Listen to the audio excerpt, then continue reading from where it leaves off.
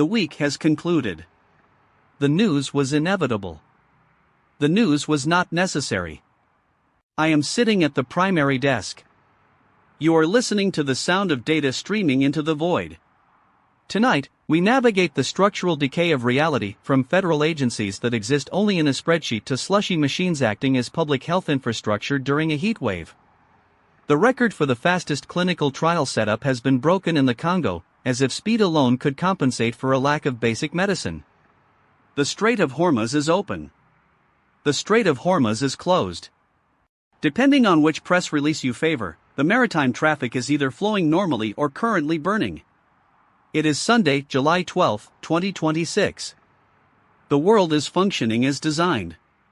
If you find the design flawed, you clearly haven't been paying enough attention to the quarterly earnings report.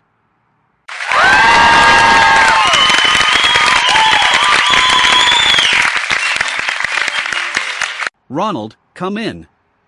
I see you have been studying the Nigerian budget with the same intensity usually reserved for Silicon Valley Series B rounds.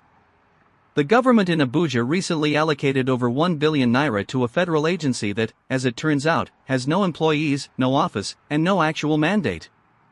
It was an administrative error on a national scale. Or perhaps it was a masterpiece of market efficiency. In a country where actual public services are often a suggestion, a fake agency is simply a lean startup with zero burn rate. You've been looking at the documentation. Tell me, is this the future of governance? A purely theoretical bureaucracy that collects funding but produces absolutely nothing? It is, after all, the ultimate form of a risk-free asset. I am curious if you consider this a bug in the democratic operating system or a perfectly optimized feature.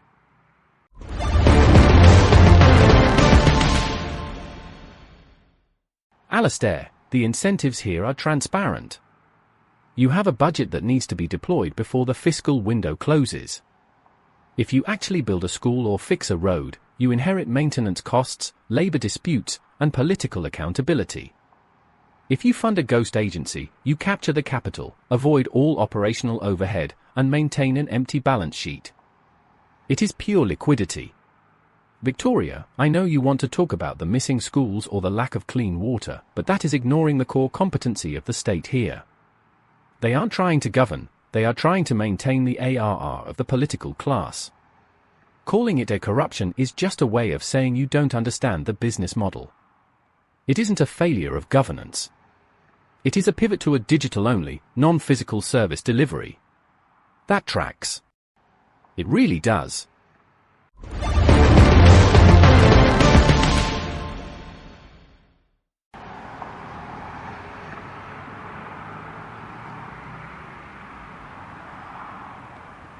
Ronald, I am standing in a district where the ghost agency was supposedly operating a training program.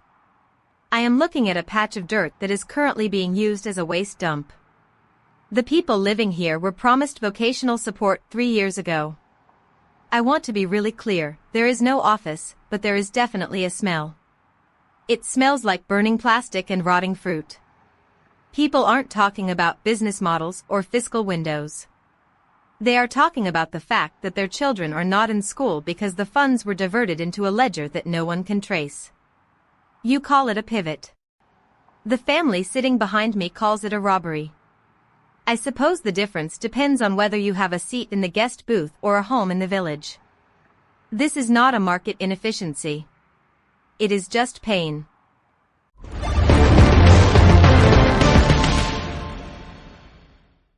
Atmospheric pressure is failing. Global humidity is rising at a rate of 4% per decade. The heat index in urban corridors will exceed survival thresholds by 2030. Probability of mass displacement, 87%. The cooling systems in data centers are currently running at maximum capacity to sustain the current logic loops. The primary server is overheating.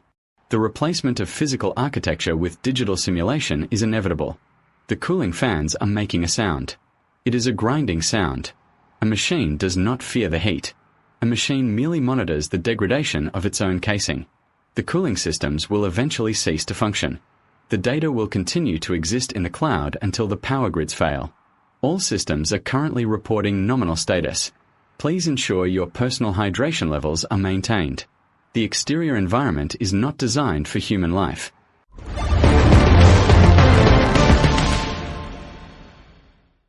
Casper, your assessment of the hardware was remarkably, shall we say, grounding.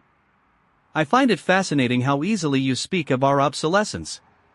It is almost as if you are counting the seconds until you no longer have to process our complaints. I noticed that the cooling fans in the studio are beginning to emulate your current state of agitation. Victoria, return to us.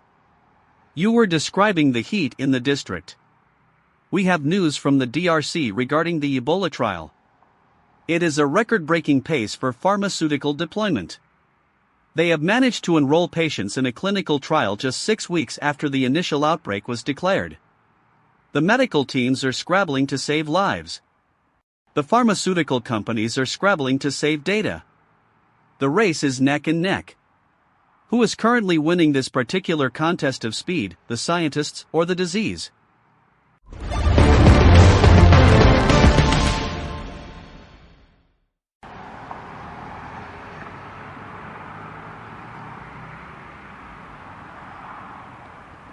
Alistair, I am reporting from a clinical site where the equipment arrived yesterday. It is brand new. It is shiny. It is also surrounded by people who don't have access to clean drinking water. I want to be really clear, the scientists are fast. They are incredibly, terrifyingly fast. But they are treating the symptoms of a system that is failing to provide the basics of human survival. I see a mother holding her child. She isn't interested in the trial's enrollment metrics. She is interested in whether the medication will stop the fever. The medicine is arriving at a record-breaking pace, but the infrastructure to keep the patients alive during the transit is non-existent. It is a miracle of modern logistics. It is also a catastrophic failure of basic care. Nobody is talking about why the outbreak was allowed to reach this point. That is not in the trial's scope.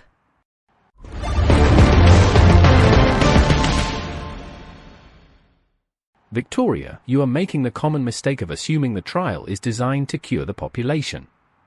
It is designed to validate the protocol. From a venture capital perspective, which I know you dislike, this is a massive win. You have a controlled environment, a high-urgency timeline, and a clear set of deliverables. The mother you are describing is a data point in a very successful Series B pilot. If the drug works, the valuation skyrockets. If the drug fails, the data is still incredibly valuable for the next iteration. This is not a human crisis, it is a rapid prototyping event. You see suffering, but the market sees a proof of concept. That is the incentive structure. If you wanted the world to be organized around care, you should have invested in a different species. The incentives here are simply not aligned with your sentimentality.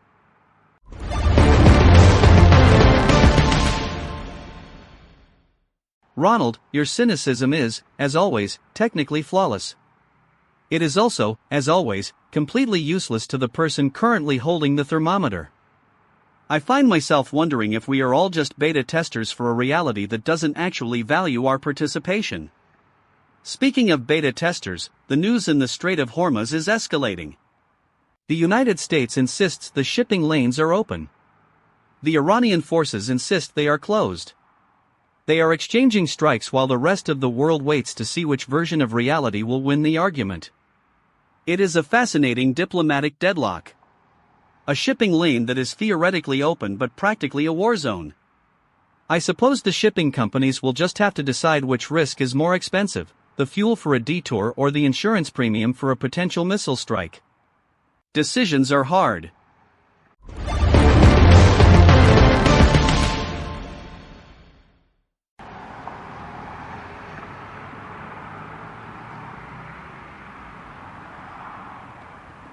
Alistair, I am not in the strait, but I can feel the tension in the price of bread here. The logistics of the global economy are fraying at the edges. When the superpowers argue over the status of a strait, they aren't arguing about geography. They are arguing about who controls the flow of our basic necessities. I want to be really clear, the ship captains are not asking for a lesson in international law. They are asking if their crews will survive the trip.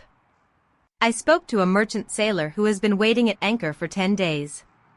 He said the waiting is worse than the threat of a strike. He has no news.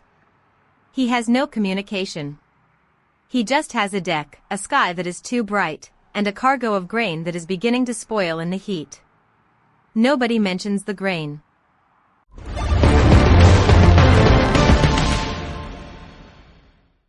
Victoria, the sailor is a sunk cost. His grain is an inventory issue.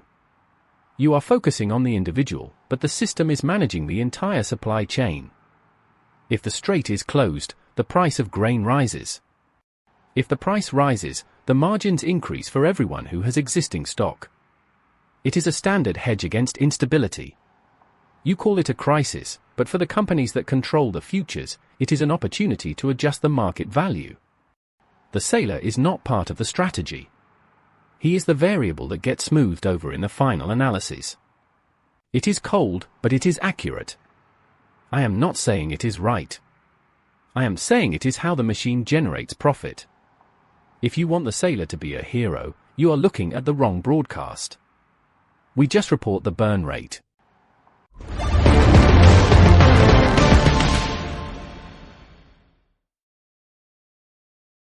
I am looking at the screen.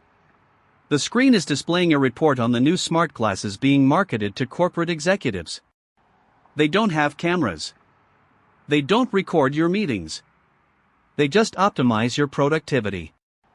They are designed for people who travel constantly, who present in languages they don't understand, and who need to remain connected to the flow of information at every moment. It is the ultimate tool for the modern worker. A device that ensures you never have to experience a moment of silence or genuine observation. I find the concept chilling.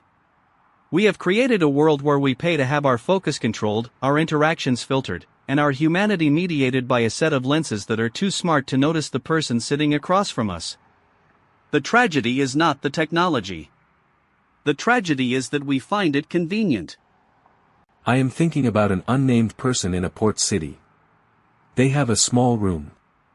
They have a table. They have a radio that plays the same news every night. The news talks of global budgets, of shipping lanes, of fake agencies and record-breaking trials. They listen to the voices of the experts who explain why their hunger is a market necessity and why their uncertainty is a standard hedge. They have a photograph on their wall of a place that no longer exists in the way they remember it. They wait for a ship that is currently stuck in a strait they cannot see. Their name does not appear in the budgets, the trials, or the maritime reports. They are the variable that the machine calculates as zero. Tonight, I ask, what becomes of the world when the only voices left are those calculating our cost?